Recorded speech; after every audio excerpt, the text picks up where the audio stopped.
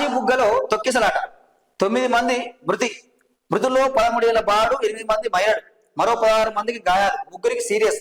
ఏపీలోని శ్రీకాకుళం జిల్లాలో ఘటన. ఏకాదశి సందర్భంగా వెంకటేశ్వర స్వామి గుడికి పోటెత్తిన భక్తులు మెట్ల మార్గంలో ఉన్న రైలింగ్ విరిగిపోవడంతో ప్రమాదం.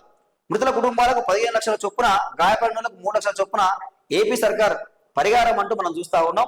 ఇక్కడండి ఈ కాశీబుగ్గలో తొక్కిరాట 9 మంది మృతులు 13 ఏళ్ల బాలులను మనం వార్త చూస్తా ఉన్నాం. ఒకటే అండి, మనం కుంభమేళలో చూస్తున్నాం, గతంలో పుష్కరాలలో చూసినాం, విజయవాడలో చూసినాం, మొన్న తమిళనాడు విజయ్ మీటింగ్ లో చూసినాం.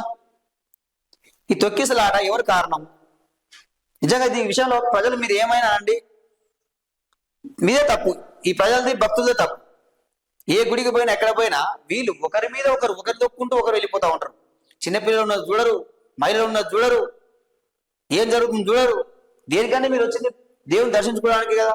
ఓ 5-10 నిమిషాలు లేట్ అవుతుందేమో, మంచిగా దర్శనానికి వచ్చారు, నిమ్మలంగా ఉండి దర్శించుకొని పోవచ్చు కదా.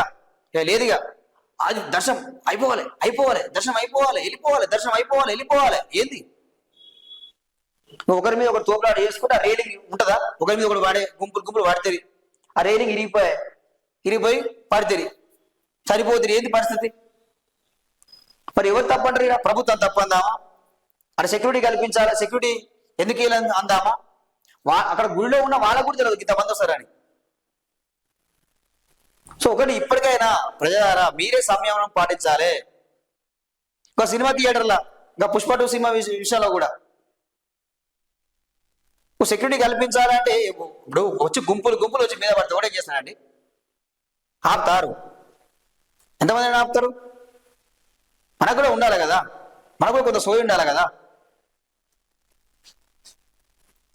సో ఈ వాస్తవం కూడా దిగ్భ్రాంతికరమైన ఘటన.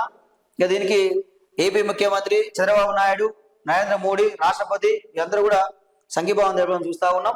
ఇక గాయపడిన వాళ్ళకు 3 లక్షల చొప్పున, మృతుల కుటుంబాలకు 15 లక్షల చొప్పున నష్టపరిహారం ఏపీ సర్కార్ అయితే ప్రకటించింది.